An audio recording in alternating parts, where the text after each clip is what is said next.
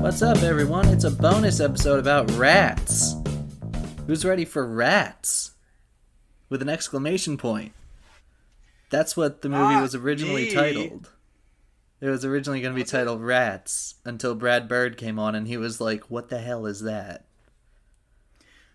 Honestly, I don't know, that it could have been any more gross. It would have been more upfront about what it had to offer. Well, this is No Highway Option. It's a cinema podcast where we take movies and compare them to, and ask the... There's No Highway Option, the one podcast where we watch movies and where we answer the one question that all movies have. Is it better or worse than Vin Diesel's 2005 seminal masterpiece, The Pacifier? It's been a long day, and this is a quick bonus. We're recording it on Monday. It goes up on Friday. I'm not going to edit anything besides maybe the theme song. I don't know. I'm Connor. I don't have that much faith in us that you're not going to have to edit anything. I don't know, but I'm one of the hosts. I'm Connor. Oh, I'm the other host. I'm Luke, and I'm not a rat. Usually we say something funny there, but we're just diving head first because of a bet. If you listen to the Juno episode from Tuesday, we get to do a movie that I like that I know Luke hates. And there were two real options. I think I deleted them out of the episode to make it a surprise, even though if you're friends with both of us, you know what at least one of them is. And that's this one, and it's coming. Ratatouille, the 2007 Pixar film directed by Bradley Bird. I should preface this with my issues with this film are purely species based. I am not deaf to the fact that this is a well-made piece of cinema. I know that it's good, but also the whole fucking thing is rats running around touching food, and I can't be on board with it.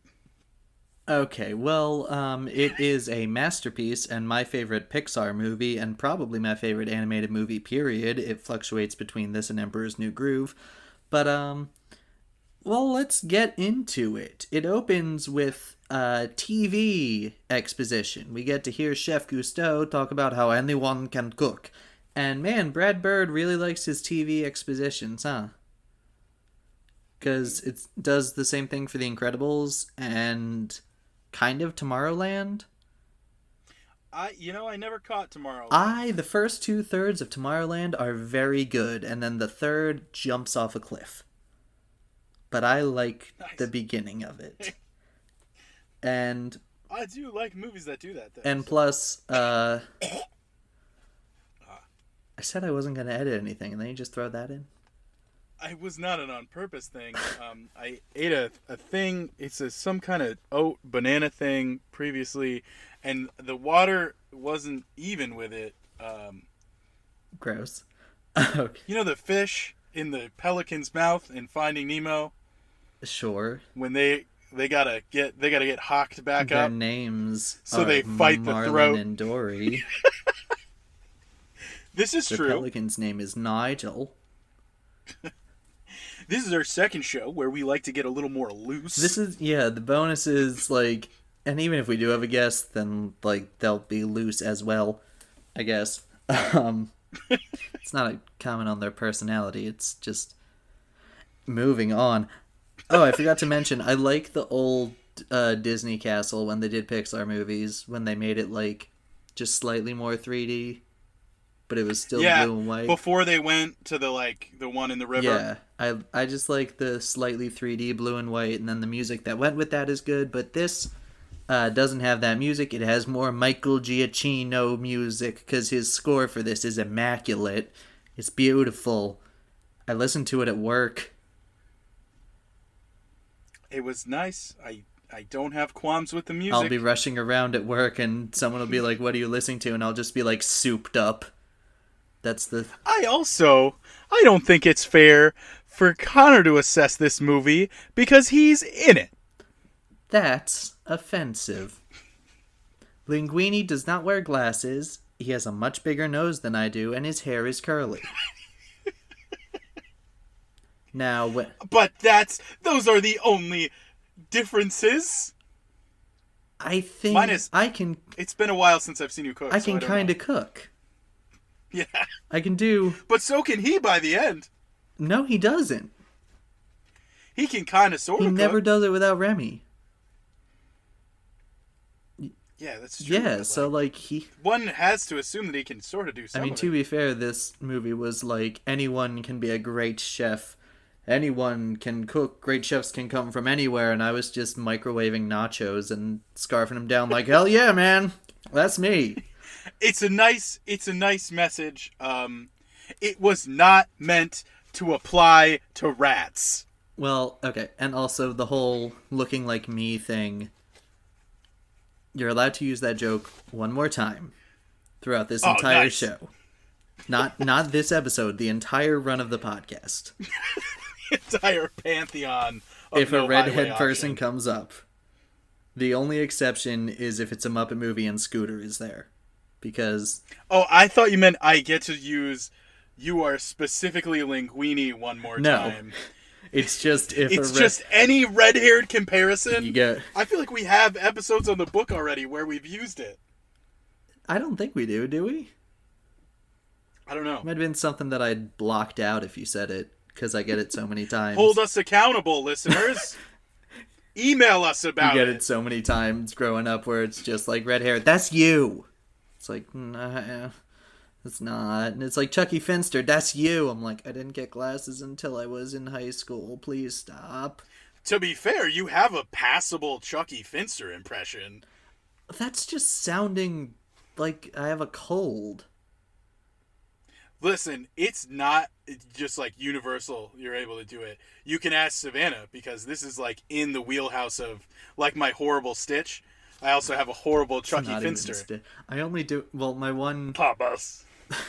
Our former guest on the Shark Tale episode, JT, hated Chucky Finster's voice, so I started doing it to bother him. Where it's just like... And you had to get good. It's just, Tabby, we're going on an adventure, Tabby. Yeah, man, that's passable. I was supposed to get That counts. I was supposed to get a live-action reboot next year, and thank God they canceled it. They would have cast Drake Bell as all the parts, probably. I think that era of Nickelodeon's over. But that era of Drake Bell is not all the way. I don't know. So Drake Bell tours solo, like all the time. And I don't know enough about his solo music to like rag on it or anything. But I don't know if he listens to the show. He might. Shout out. I'd be shocked. Brandon, if you're listening. Yeah. I was talking about Drake Bell. This was preface for the story. There was a guy who I used to work with who he loves Drake Bell. He's seen Drake Bell like a million times in concert. But also Drake Bell, if you're listening, shout out to you. You know? Yeah. So was it complicated for that guy to see Drake Bell a bunch of times in concert? Or did he never thought it would be so simple? But he found a way. He found a way. Okay. Remy is a rat played by Patton Oswalt, and he has special senses of smelling and tasting. So he and larceny. Well, yeah, he's a rat. Rats steal things. They don't have to. They aren't little rat farmers. There could be. What if this movie could have been rat farmers? They could have grown new types of rat food in the rat sewer. That's not interesting. It was at this point, 2 nights ago, that I stopped watching this and stopped taking notes, and when I went to watch something brainless, so I turned on Josie and the Pussycats from 2001, and let me tell you, that's a stone cold masterpiece, but I'll talk about that later. You could have brought that up. What are we on? What is this episode? This is in between 14 and 15? Yeah. Yes. Yeah, so you could have brought that up 5 episodes ago to Jessica, who, for the entirety of our elementary school career, used to wear cat ears to school because she liked that movie so much. I understand. But we can talk about it later. So Remy's like, I want to eat good food because I have a sensitive palate, and his dad is like, food is fuel, and fuel makes us go, and if you're picky about fuel, then your tank will run dry. Which, he has a point. He does. And that's all It's they a line need. I'm going to use on my future children if they don't want to eat a vegetable. I also take offense to, like, Remy is the master chef. He knows all these mixins of food. And the first thing that we're like, oh, wild, what's he's doing? He's eating strawberries and just loose cheese at the same time. Yeah, he's like, combining flavors and the visualization with the sounds and the like black background with the colory lines and squiggles, and that's incredible. That's one of the best parts. Yeah, visually very cool. The actual foods that they're eating, not a good combo. Fruit and cheese goes great together. Specifically strawberries, and that looked like sharp cheese. I don't know, man. I don't eat strawberries. At all? No, I don't like them. I don't know why everybody is always so shocked about this. Because they're delightful. I don't like them. All right. I guess. Remy has a fascination with humans to a point that I just wrote, Remy is Ariel. Yeah. Apparently Gusteau swears by saffron, which is interesting choice. It's a weird spice to go all in on. The voice actors for Remy and his brother Emile, who are Patton Oswalt and Pixar animator Peter Sorn, they're just delightful. They're doing a great job. They're trying to sneak around a sleeping old lady to get some food and spices, but old lady wakes up and has big gun.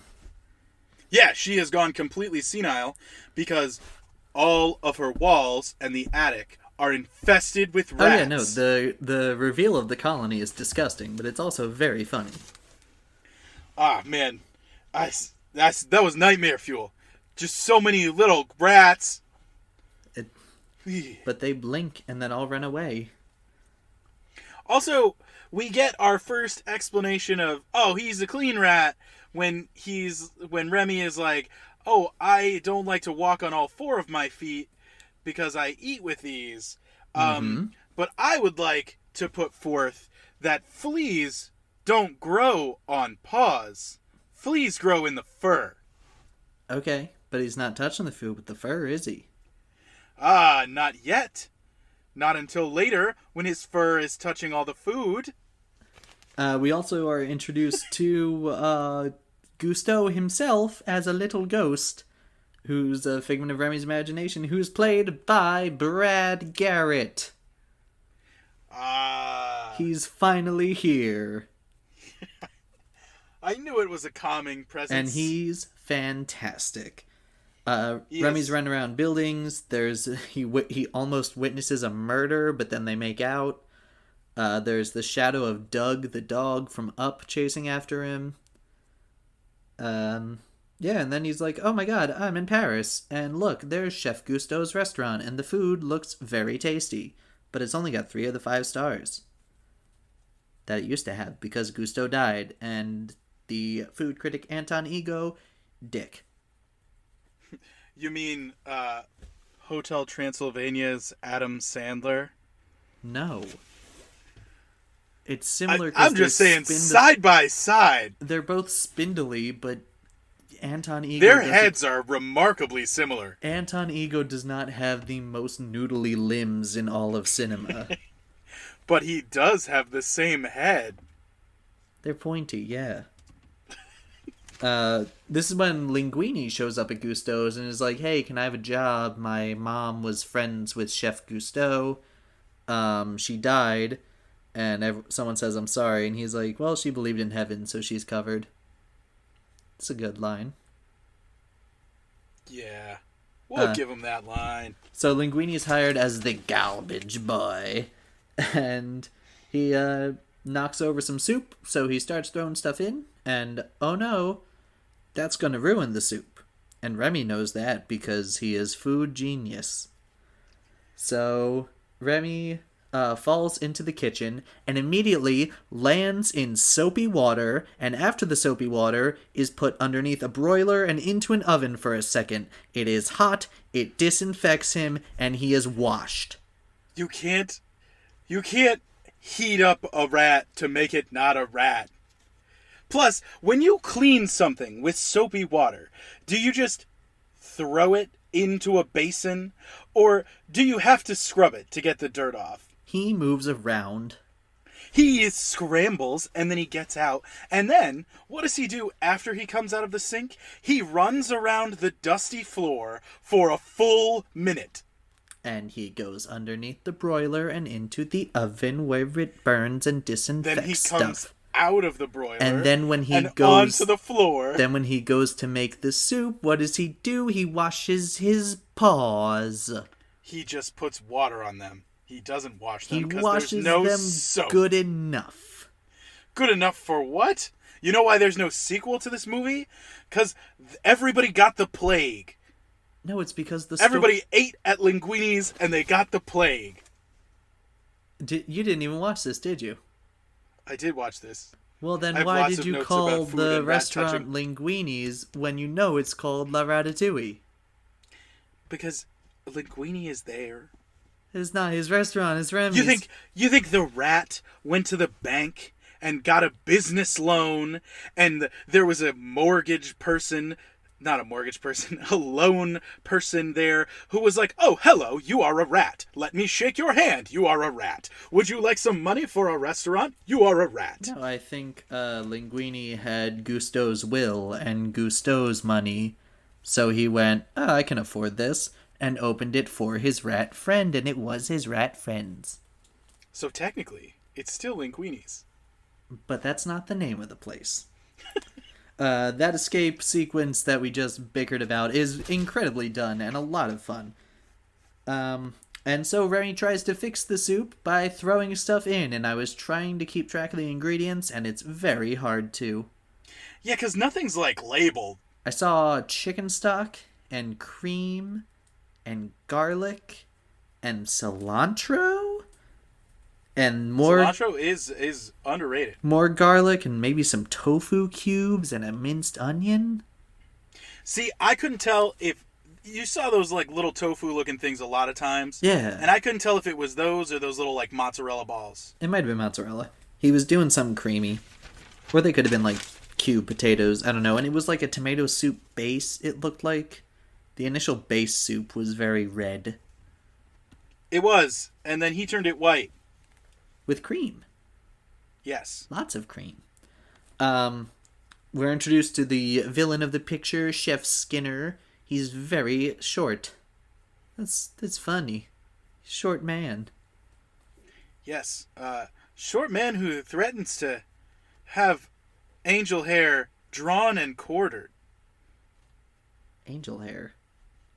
Yeah, it's a different type of pasta than linguine. Oh. Sure, man. This is our second show where we like to get a little looser. And Linguini, people like the soup. Linguini captures Remy and is like, "I can't cook, but you can." And he accidentally knocks Remy into a river. Remy's in a jar. He knocks him into a river, and then it's an immediate cut to a soaking wet Linguini, which is very funny to me.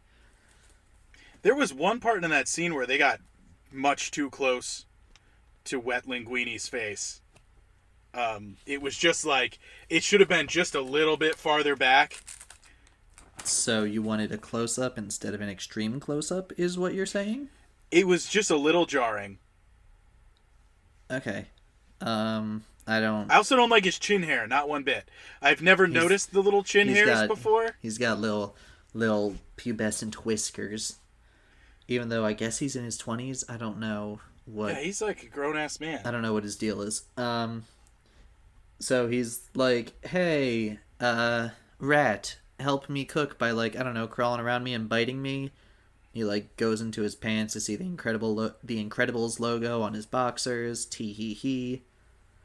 At one point, he's in the fridge yelling at Remy, and Chef Skinner comes in, and Linguini's like, "I'm just familiarizing myself with the vegetables." And Skinner goes, "One can get too familiar with vegetables, you know." I don't know what that means. Laugh. One can... Laugh. Yeah, man, I laughed. I don't know what else to say. And I just kept getting. I was distracted by all of the biting that Remy was doing, all of the biting of Linguini. he does open his shirt to reveal like his chest has so many welts. It's almost like Michael B. Jordan in Black Panther. Oh yeah, the little ribbida-dibbida. Sure. The tattoo. Yeah. I knew what you meant. But you can't get sick from that. You can get sick from getting bit by a random rat you just met a bunch of times. Not if it's a cartoon rat.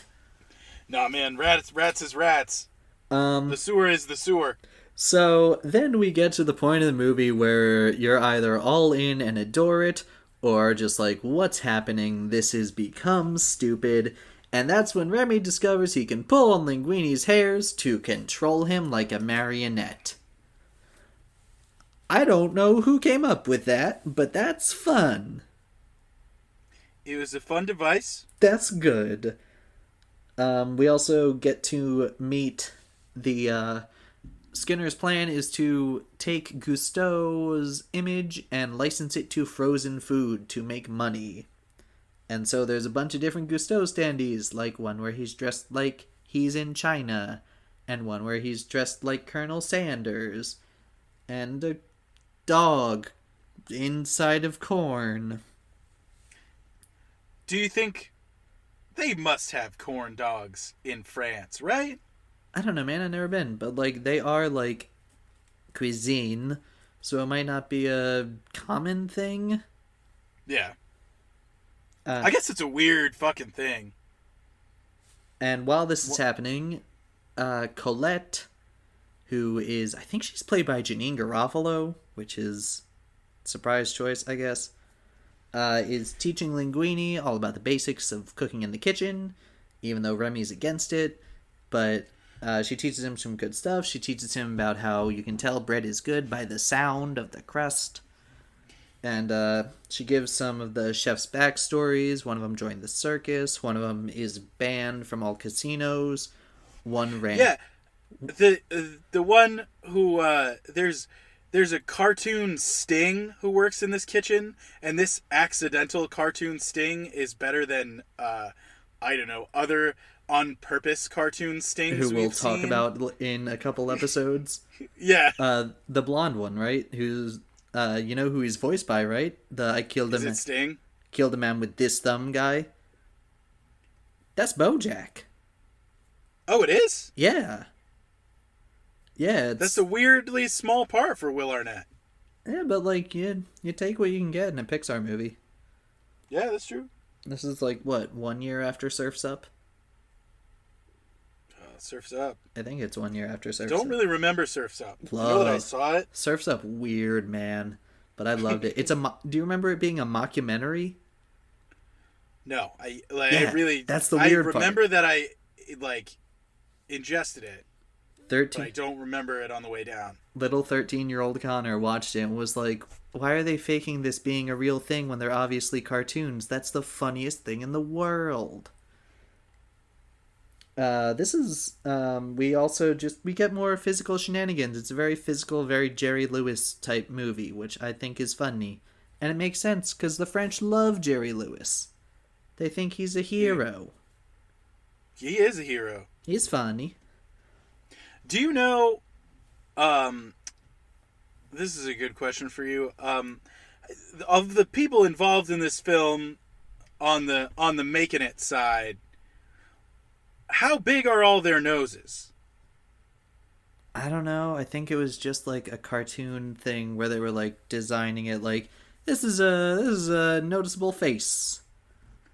Yeah, because Colette's whole face is a nose, and so is Linguini's. Yeah, Linguini's got a honker. Yeah, when they kiss later, I couldn't figure out the logistics of how. I don't know, man. They face. So much nose. Chef Skinner wants to see Linguini go down, so he's like, I know, they want a special order. We'll give them sweetbreads. Sweetbreads in an anchovy licorice sauce. Yeah, that sounds bad. You know what sweetbreads are, right? No. Brains, I think. I'm pretty sure. That didn't look like what they came out with. Looked like a shrimp. Yeah, I don't. Let me double check what sweetbreads are. But I'm 99% sure.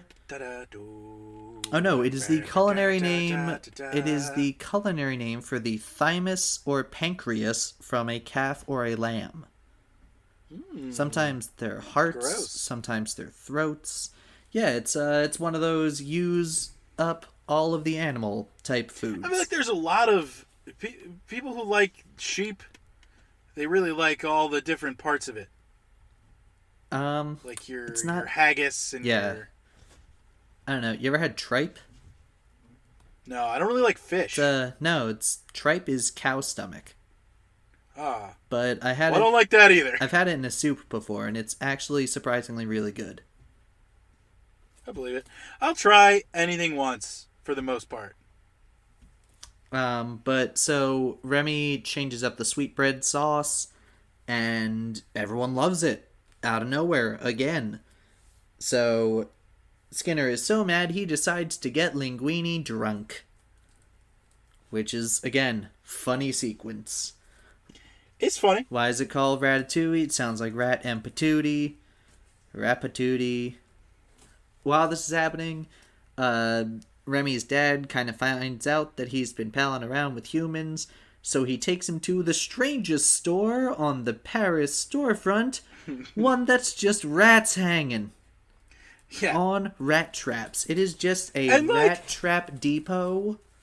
Which, exterminators exist, and they sell their wares, but you cannot have just rat carcasses hanging as decoration. I'm pretty sure they're fake. I think they're toys or something. I hope. But, it's weird. Don't like it. But, there's a good line where the dad says, "You can't change nature, Remy," and Remy says, "Change is nature."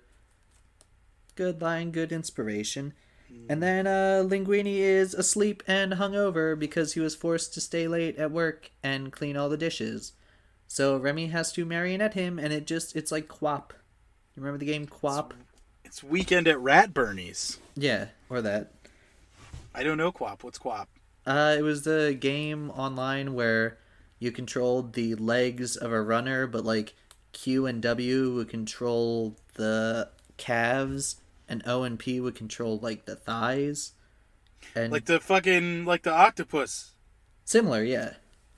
But it was free in browser. And we also get more looks at Anton Ego, who finds out that Gusto's is a hit. And I like how this movie's not necessarily anti-critic like so many movies like this could be. I don't know. It's kind of anti-critic at the end. I mean, it is and it isn't. It's not like critics are stupid and always wrong, but he's like, it's a job. Sometimes we're dicks about it, but that's fun. But sometimes I just gotta throw my hands up and be like, shit, this thing that I thought was bad is good. Yeah, I don't know. It just felt really... part of that big speech at the end was like, oh yeah, this is nice. But there was also that element of everybody's taking it too seriously. And your work that you're creating is more worth than criticism. I think it's I think it can be interpreted as critics, if they give your stuff a bad review, don't let it get you down. You still created this. You're still an artist. You've still done this. And, it's worthwhile to continue to pursue the endeavor. That's fair. I don't know. I think they could have said that more directly. I don't think... But then it would dumb down the movie. That's what I like about this movie. It doesn't talk down. It's just rats are in the kitchen and we're having fun. Deal with it. And if you try to ask... That's you addressed me directly. And if you try to ask, wait, what about these other things? Or can you explain to me? It's you'll get it. Just watch it. Oh, forgot to mention, Linguini tries to confess that he has Rat pulling his strings to Colette, and they end up kissing, and Colette almost maces him in the face, but she decides not to, and she goes in for more makeout. It's fun. Yeah. And then... I also had not remembered that the French Rainbow Connection probably not originated, but was in here? Because you hear that so much on the Tink Tonk. How is Le Festin French Rainbow Connection? Isn't that what it is? No. I thought it was Rainbow Connection in French. No. No. Espoyen ton playa dun dun dun dun dun dun dun dun dun dun dun dun dun is very different from dun dun dun dun dun dun dun dun dun dun dun dun dun dun dun dun. It's incredibly. I don't think it's that different. It's incredibly different. Is this a bit or are you serious? Are we sure that that's not what that is? No, it's called Le Festin. It was written by... Damn, dude. It was written by Camille and Michael Giacchino. Why would they do a French Rainbow Connection? Also... I don't know, because it sounds nice. I mean, it would, yeah, but... It's not. It was right around the time... When did this movie come out in relation to The Ballad of Ricky Bobby? 1 year after. Yeah, man. So, Painted Black in French had just come out? I'm pretty sure Painted Black in French came out when Painted Black came out, but in Probably, France. Yeah. Right, but it had just popped up again. They were like, oh, this is the perfect time for the Rainbow Oh man, Connection. we just bought the Muppets and we did a thing with them 2 years ago that was a garbage fire. Let's throw Rainbow Connection into this. No. Yeah, right? Like, That's not that out there as an idea. It's incredibly out there as an idea. Especially since this movie takes place in 2006. What is the significance of the... I was, because I don't think a French version of Rainbow Connection would be that popular in 2006. Especially because a new re-recorded American version came out 5 years later and nobody cared. But I don't know if it had to be a big thing on its own. I'm like, it could have just fit I'm into really this frustrated with puzzle. the fact that you think that Festin is French Rainbow Connection when they sound incredibly different. Based on your reaction and how this went, I'm sure that I was wrong about it. Yes. I just don't think it would be as terrible of an idea as you think it would be. I think it's weird. I don't think it would take me way out of the movie if I heard it and was like, that is Rainbow Connection, but with a different language. That would just be weird. I don't know, man. Anything can slow way down and sound entirely different. That's the beauty of music. Anything can be fucked with and turned an entirely different way and turned into an entirely new art piece. It's similar with food. Yeah. But not if Unless a rat it's does olives. it. Yes. Yes. You objectively cannot eat food made by a rat. I Yes, will die on because this rats hill. can't actually because you would cook die because on this that is hill a with that food. cartoon. This is not real. It's a cartoon released with a companion cartoon about how people are just being mean to rats about food. That's a DVD release, not a theatrical release. Theatrically, this movie was released with Lifted, the Alien short. I don't know that one. Oh, it's fun. I don't think I didn't see it in theaters. It's like a driving school, but with an alien kid. And he just can't abduct the guy. He keeps screwing up.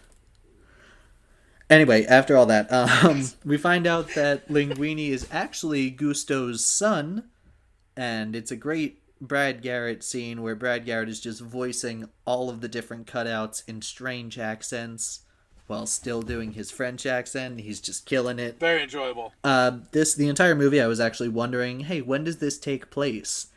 And because, like, there's black and white TVs, there's, like, no one's using a cell phone, but they dress kind of modern, but it's back and forth.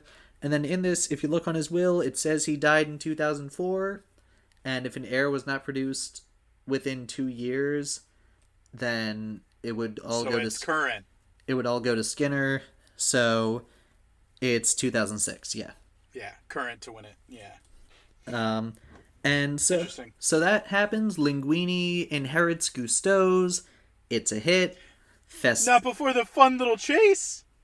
Oh yeah, there's a chase where Remy takes the documents that proves Linguini is Gusto's son, and Skinner is like, the rat has my documents.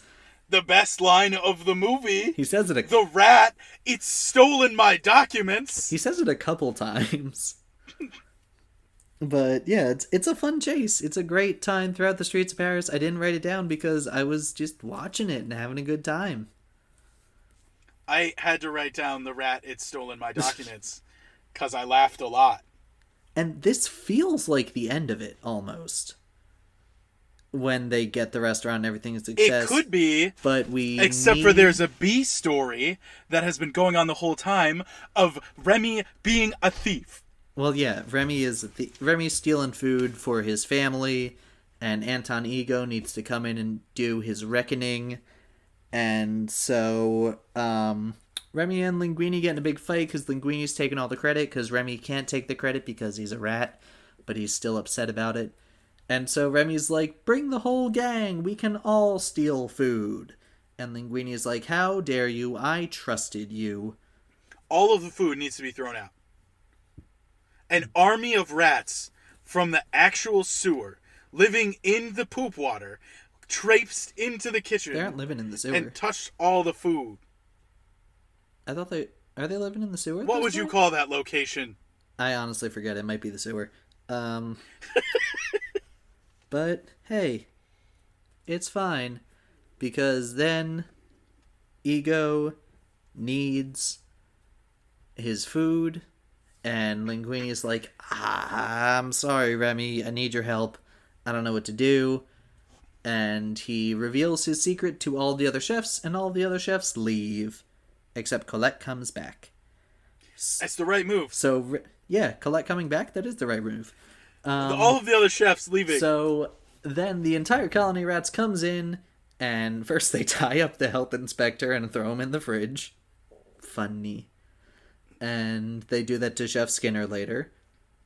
And then, so half the people, a group of the rats does that with the health inspector, while the other rats help cook. First thing they do, they go into the very hot dishwasher and are cleaned. Yeah, so the water inside the dishwasher, I don't know if you've done dishwashing before. I've never been inside one of those. I've never Of course stood you there haven't, and went... because the water comes out hot enough where it would burn your skin. Yeah, but not rat fur. In a cartoon. Yes, rat fur. In a Yes, rat cartoon. skin. And it comes back to the driving point, which is you cannot wash the rat off of a rat. You just sound very prejudiced. It's not prejudice, because they're rats. They're not real. It's a cartoon, and it's an incredible piece of animation, even, not just cartoon. Sure, the animation is well done. The movie is well put together. They are rats touching the food. Yeah. But guess what? You don't have to eat the food because it's not real food. Right, but all those people did, and we didn't see them again. Because the movie ended. Because they're not real. Did you know that the movie had to end. Did you know that all those computer people animation died. is just a series of ones and zeros all put together to form the illusion of life? Listen, you can talk all about the illusion of life. I'm going to bring, next time I come and see you, I'm going to stop in the sewer and I'm going to grab a rat and then I'm going to put it in your soup. And I'm going to be like, here you go, Connor. I made this soup with a rat.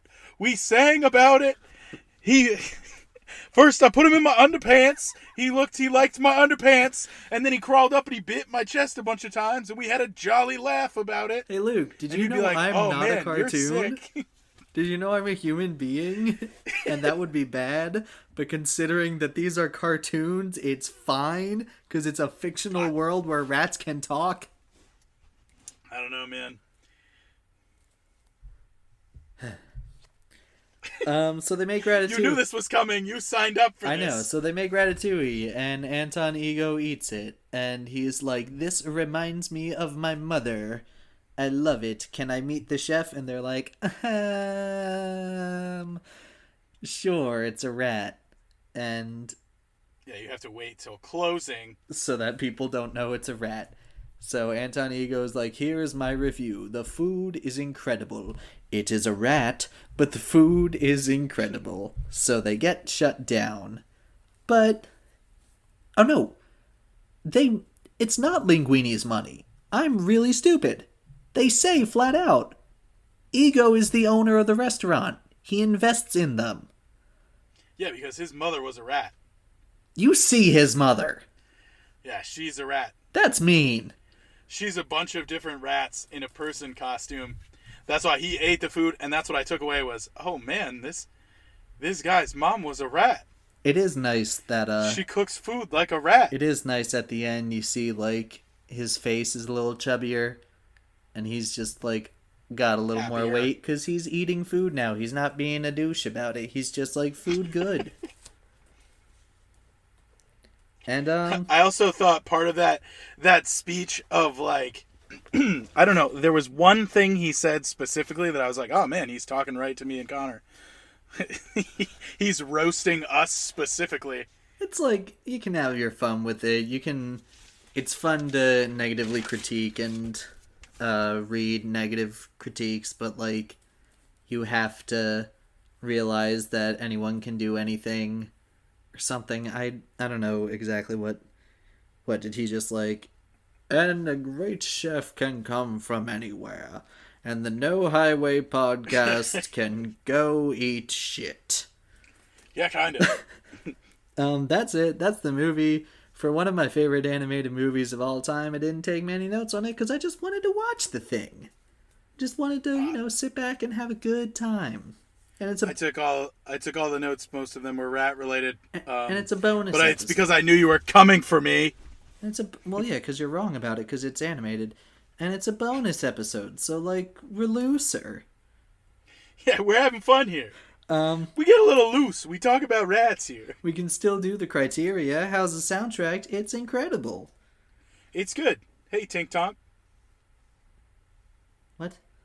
It's not Rainbow Connection. Oh, no, it's the... It is the song from Tink Tonk. Yeah, it's the TikTok, like, how they're singing it completely. The Je was and then... la bing bom bam bam, because Ratatouille has like a meme life of basically just going, the rat from Ratatouille is named Ratatouille and he can kick people's ass, and everyone being like, no, it's not.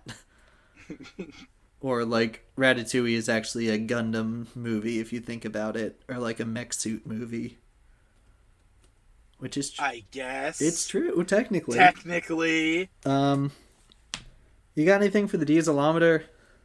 Yeah, it's Shane Wolf covered in shit. All right, I'll take that. Right after he got out of the shower. There's merit to the performance. There's good stuff there, but you wouldn't let it touch your food. It's covered in shit from the sewer. You're telling me if Vin Diesel bought you a plate of food, he's like, I may have made it while I was covered in shit. You wouldn't be like, oh, thank you, Vin. Specifically, not Shane Wolf from the rest of the film. Specifically, Shane Wolf standing in the living room covered in shit. Only that Shane Wolf. I stopped listening when he said Shane Wolf because I agree. It's a very personal performance. Has the director gone on... What has the director gone on to do? It's Brad Bird. He has gone on to make a lot of good things. After this, he did Mission Impossible Ghost Protocol. Ooh. Which is a good Mission Impossible. I mean, most of the Mission... I think most of them... Yeah, that you were going to say that. Yeah, most of the Mission Impossibles are very good. But, like, this is the start of the new movies where it's more insane. I definitely had a Club Penguin account where either the name or the password had Ethan Hunt in it. Weird. Mine was Yoda. It was like Yoda 112 or something. My mom was like, why'd you do 112? I'm like, I don't know. But like, you want to know why I did Yoda? She's like, I know why you did Yoda. We're like, because this is my second Club Penguin. This is where we get a little looser. Oh, I wrote these out of order when I wasn't paying attention, but whatever. little looser. Brad Bird has also done Tomorrowland. Again, first 2/3 are great, last third falls off a cliff. And The Incredibles 2, and he's developing something original next that might have an element of music to it, which is interesting. Fantasia 3000? There needs to be a Fantasia 3D. I don't know why they didn't jump on that when 3D was big. Yeah, I'm a fan. I like the Fantasias. I dig the Fantasia. But, like, they gave Mickey his iconic Sorcerer's Apprentice. They gave Donald the Pomp and Circumstance in Fantasia 2000. We need a goofy Fantasia segment. Set to John Coltrane, where we finally find out I dig it. The thing about Goofy that we all want to know about. And it's that Goofy fucks. Well, yeah, he has a kid. Yeah. It's like in the stand-up routine where I was like, Walt Disney needed to prove he wasn't a virgin somehow. I was after that happened, my cousin walked up to me. He's like, "Why didn't you just say Goofy fucks?" I'm like, "Because I didn't want to say fuck in my stand-up routine, man. I wanted to be family friendly because I knew you were bringing your 10-year-old brother." I knew your infant was gonna be here. Did I like it as a kid, or would I have liked it as a kid? Yeah, man.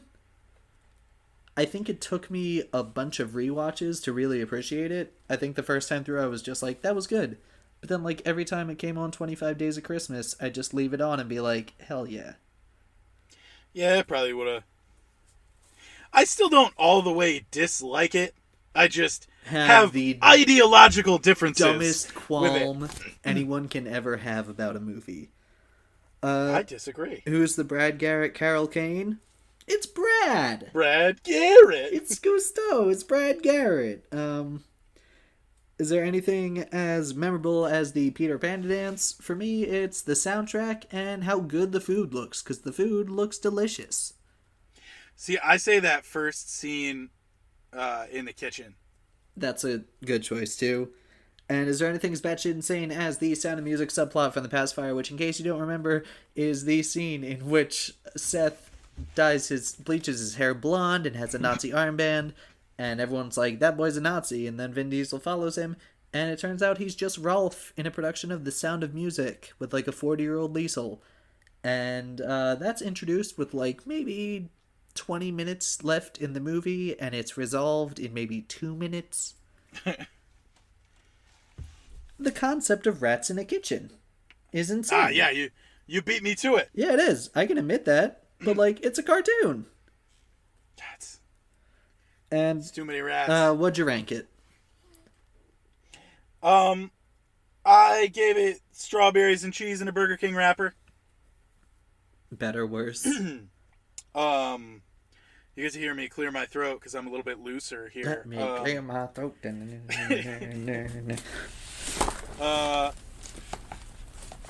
Obviously, this movie is better than I personally give it credit for. I know that my thing is my own personal thing with rats. It's still not better than The Pacifier. Mm-hmm. Can edit that so it's just, this movie is obviously better than The Pacifier. Don't you dare. Yeah, I gave it 40 pieces of cheese out of 40. It's perfect. It's a perfect movie. It's better. It's perfect. So, I disagree. That's that quick discussion on Ratatouille. We don't have a coming attractions game, so we're just gonna talk about what's coming up with the podcast, how we think it's been going, thanking you all for listening, and we might talk about stuff we watched recently within this week. So, first up, we've got some good guests coming up. I don't know if we want to reveal the movies just in case people play coming attractions along with us. I've never known what to do about that. I think we can leave the movies a secret. You hear them as they come up. Yeah, it's incentive to listen all the way to the end. Well, because you'll be able to beat me to guess what it is. Well, guess. Oh, this is almost all the way irrelevant. But in Little Giants, part of the thing that came through was like half of the coming attractions. And you hear you hear some of the discussion about it, and you hear enough of Corey explaining it to make it insane that I guessed Joe fucking Dirt. Oh yeah, no, I didn't understand why that happened. You make guesses that like lot in the moment I'm just like, no, it can't be that because I know what it was since they said the studio name. But like, I get nervous when I edit them and look back, I'm like, where did this come from? I think it was just Christopher Walken. So we've got some great guests coming up. We've got musician Ian C. Weber. We've got Amber from her podcast called Strand Sister Radio, right? That's the one, yes. We got Brandon from the Blue Bloods College Football Podcast. We're going to have Matt from I Drink Your Podcast coming on soon. We've got a good lineup. Yeah, we have all of Video High is coming as well. Yeah, eventually that's going to work out. Yeah. And we've got a good mix of movies. I would say that we could do another bet on here for Luke to get a movie that he loves, that he knows I hate, but we've already got one of those given to us by someone else. Coming up. So, fast. like, yeah, that's... It really, like... It wasn't the one I was going to give you if I won this bet. Really? No, because that was fun. But this one, the one that I was going to give you is a lot closer to my heart, and I know you hate it. So you were going to give me Moulin Rouge? I absolutely was going to give you Moulin I Rouge. saw that coming a mile away. Yeah. I knew you were going to give me this. Yeah, well, it was between this and Looper, and, like, I think Looper would make for... like the freak out that I had at you about Festa not being French Rainbow Connection, that would be like just most of the Looper episode I think would be like, this is chill, this is cool, and then we get to the one thing that you're wrong about in that movie and I'd just like go berserk because it's a very simple thing if you just watch the movie. I also think that like overall that'd probably be, and we could be wrong, like, I don't know, other people could feel differently. I feel like that one would have been less entertaining. Maybe they won't think we're funny in this at all. But this one is like, this is more of a thing that I have with the whole movie. So we kind of got to riff throughout. Yeah. Whereas Looper, I don't remember that much. I just remember that I like didn't like it. And I remember that thing. That you're wrong about. Not the point. But like, I don't know that we would have had, it would have had as much to go with there. It's possible. I don't know. So I'm glad we did Ratatouille. I'm glad we did Ratatouille as well because I like watching Ratatouille. Speaking of watching, we've been considering like if we made paywall content, which isn't going to happen until we have a lot more listeners, I would say. So get sharing, tell your friends, help us put up the paywall. Help us build this wall for you to give us like $2 a month or whatever. But help us bring you more content. We considered doing another weekly podcast for it, one that we would record on the week, not 4 weeks in advance like we have been doing. Where it would be called like What You Watching Weekly, where the two of us would just like, you know, little looser like this, share. We get a little loose. Great, the title for this is Ratatouille, but make it loose. We would just share what we were watching that week, because, you know, sometimes we want to talk about stuff that just came out, or, like, mention some things that we watched recently, because I went on a bit of a binge this weekend where I was like, I want to watch movies that aren't podcast related. I just want to watch what I want to watch. Most of that for me is, like, different TV stuff. Yeah. I've been on a 24 rewatch, and we just did the most recent season of American Horror Story. Was that Apocalypse, or is there one after that? No, Camp, or 1984. Oh, okay. What happens at the camp. The one where Matthew Morrison has, like, short shorts the whole time? The one, okay. Yeah, so it's Matthew Morrison. He's there. He's fucking Will Schuester, you know? And I couldn't get past it because the running gag is just that, like, he has a huge penis. And I don't know if that's, like, legit. I don't know the thing behind that, but they just keep saying it to him for 9 episodes. It's like, you and your elephant trunk penis. Weird. And I just, every time I couldn't get past it. Savannah would be like, why? And I'd be like, because he is in charge of the new directions at McKinley High. I guess. I don't know. That's weird.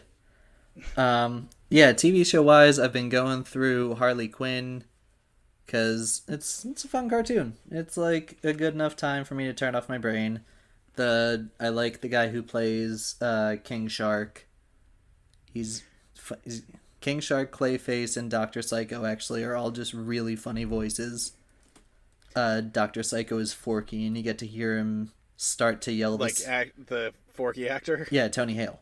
You get to hear him start to shout the C word multiple times, but then they cut it off, but I'm always like, Forky, what are you doing? But movie-wise, this weekend, 3 big ones.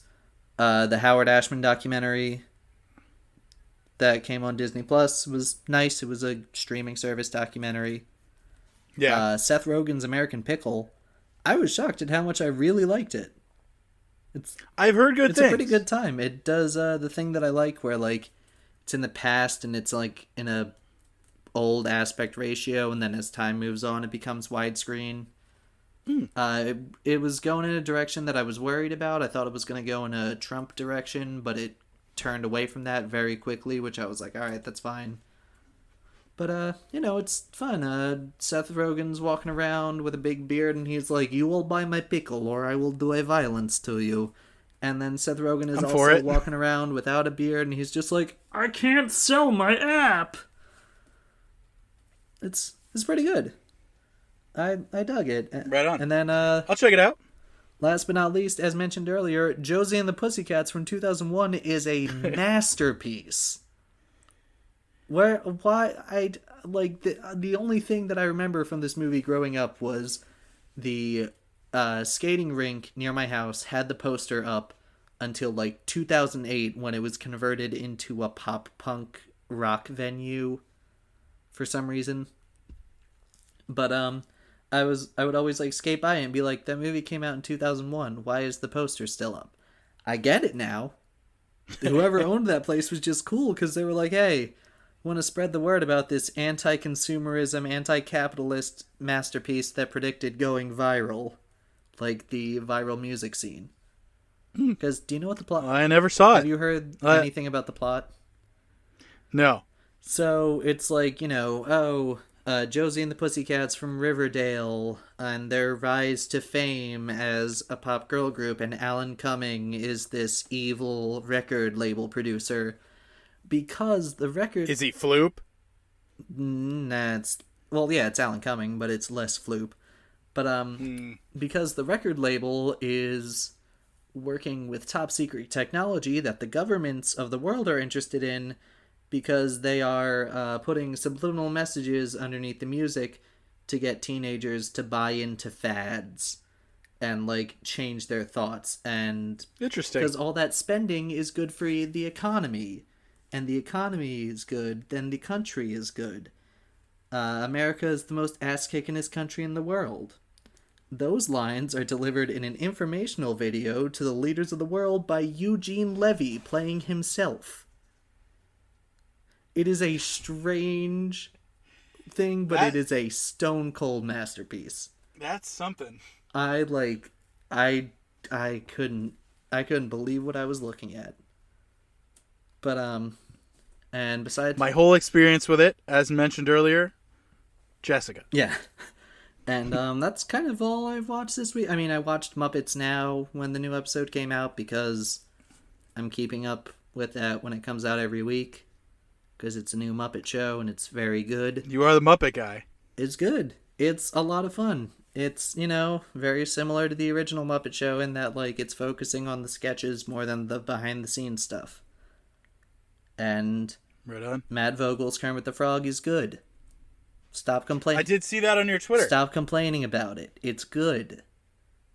I don't know enough about it to complain about it. People are just like, the voice sounds different. I don't know. I can do a better Kermit voice than him. And I'm like, yeah, he made it deep. Shameless Connor Kermit plug. That wasn't happening here. That wasn't even my Kermit voice. And besides, I wouldn't do that because Matt Vogel is doing well. Yes, he changed it so it's a little deeper and a little more towards the front of the mouth and in the throat. But he's got the personality back to the way it was before recently, where Kermit just became a sad sack. Some of the modern stuff, Kermit's just... Who drinks tea? Some of the modern stuff, Kermit's just like, oh, everybody's going away and I'm so sad and blah, blah, blah.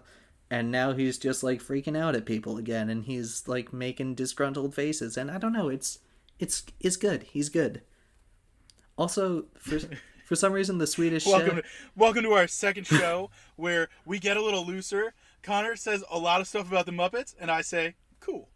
It's interesting. They give the Swedish Chef a new segment, and there are only 2 episodes out, but the Swedish Chef's segment is in both of them. And both times, the chef is kind of an asshole now. They kind of... Wasn't he always? He was mostly just oblivious, but now he's, like, actively, like, the host who's a turkey is, like, don't, like, be careful cutting up those peppers for this taco, chef. They're spicy. And he's just like, they're spicy. Ooh, they're spicy. And he's, like, putting all the peppers on his fingers. He's like, looky, ooh, they're spicy. And he's just being a dick. It's funny. Right on. Sorry, that was, yeah. I don't have anyone to talk about Muppets Now with. No, I just don't have any, like... I have a single tweet. I believe and, you. Like, Sounds that's cool. it for the day. Yeah, you watch anything else? That's, like, the extent of my TV stuff. I've been on, like, the gaming grind, which is probably the same as the Muppet thing. I could go off about how, like, Cuphead is beautiful and fun, but so fucking infuriating. Oh, Cuphead's so fucking hard. And finally just came to PlayStation. I don't know why I said it that way. PlayStation. I play it on the station. No, I got Cuphead on Switch a while ago, and, like, I can't get any further than, like, I'm really bad at it. Yeah, man. I will say, though, that there are plenty of games where I have just died over and over and over again. And this is one of the more entertaining to do that in. It is super fun, yeah. Because of the visuals and the music. Mm-hmm. It is the sweatiest my palms have ever been with a video game, I think. Also, the Thai remaster came out. Super cool that was a thing at all. The Tasmanian Tiger? Yeah. And Chrome Studios is a little lesser known. And so they put a Kickstarter out to remaster this game. And they initially were going to just do it for Switch, and they added PlayStation and Xbox as reach goals. Oh, nice. And they met them. Cool. You know what they need to remaster? That I've heard rumors about, and I've heard people being like, this gotta happen after Battle for Bikini Bottom. We gotta get this. I don't know. Simpsons Hit and Run. I never played Hit and Run. I know. Oh, it rules. But I did play the other one. Road Rage? No, not the car one. Oh, the movie game? The one that was... Or just the Simpsons game? Yeah. That was... And I thought that was cool. Came out the same year as the movie, so it's kind of connected. But Hit and Run's fun. Alright, do we have anything else, or do you want to stop this? We're just getting loose. Yeah, but... Well, also, we should, consider stopping this soon, because I got 45 minutes to post the episode. To finish editing. They don't know that. To finish editing and post the episode. Because when this comes out, it'll be Friday, so you will have already done it. Yeah, I know, but I don't know. Behind the scenes no, that's fair. Editing the Juno episode, which you've probably already listened to, which you hear the results of this bet on. I think we started out strong, and now we've kind of careened downwards. Yeah. But, I mean, this is kind of some other stuff we can do. We like noodling around. We like talking about stuff, and we do like noodles. It seems like some of you guys are having fun with us. Yeah, thank you for those who that's pretty rad. Have been listening from week to week. It's a good time. And we're open to feedback. We Yes, love hearing from please. people, so let us know some stuff. Please let us know. Tweet us. Email us. nohighwaypod@gmail.com. Review us on iTunes. We currently have 6 reviews and 7 general ratings. Someone just didn't write a review. One of those reviews is from me, so that doesn't count. It's just me going this. So 5. It's just me going. This is how you write a review. But it's a fun time, and like tell your friends if you think it's a fun time. Yeah, spread it around. Let everybody know. Let everybody have some fun. I know. Because we're digging it. I'm proud of it so far. We'd like to be we'd like to be able to do some more for you guys. My mom has told me that she listens to episodes where she knows the movie. Oh yeah. And she only yelled at me once. Because she was like, I listened to Gremlins and you made me sound like a terrible person for saying that, like, I would tell you things are scary. And I'm like, but you did.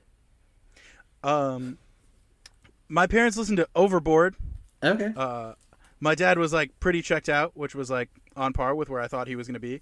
Mom was more on that she liked that movie. She thought that we were mean about it. But then I found out, I forgot that I didn't get to do the egg thing at any point. Apparently, old fridges used to come with like an indent. Like, you know when you bring a tray of deviled eggs somewhere and it's like an indented yes, I bring trays of Tupperware? deviled eggs everywhere. Yeah, but I guess I walk those used into to be work in and they're like, fridges. oh my god, there's deviled egg boy right there. Yeah. So they were listening to that, and my mom just like started losing it about the egg thing, and then I kept saying it, and I was like, "What?" And then she was like, "Oh yeah, that's like you wouldn't know about it because that's like a thing." But her house burned down when they were little, and I guess she has this memory of like going back, and the fridge was there, and like pulling the eggs out of there and then throwing them. Interesting. Yeah, my dad was like... And we can tell you that story because this is where we get a little looser. My dad was like, yeah, I gotta listen to it at some point, huh? And I'm like, I mean, you don't have to. But that's that for the episode, I think, unless there's anything else you want to say. You got anything? No, just the same stuff we've been saying over. Yeah, and... Thank you, guys. Thank you, mostly. Hang on for the ride. You have nothing you want to plug?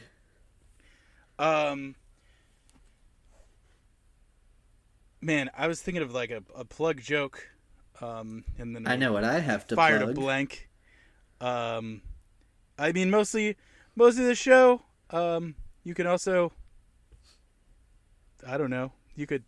We you could have send us some an stuff. Instagram now. We're not going to mention Yes. that for about 5 episodes, but we do have an Instagram now. It's still at No Highway Pod.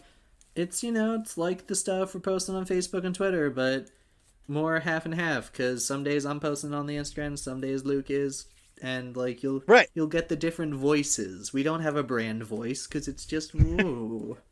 Because we're still working on it. We have the YouTube channel. It's moving pretty slowly. But it exists, and Zoom is on there, and other episodes will be uploaded. All right, so do you want me to delete the part from the Juno episode where you're like, at this point, all of them should probably be up there?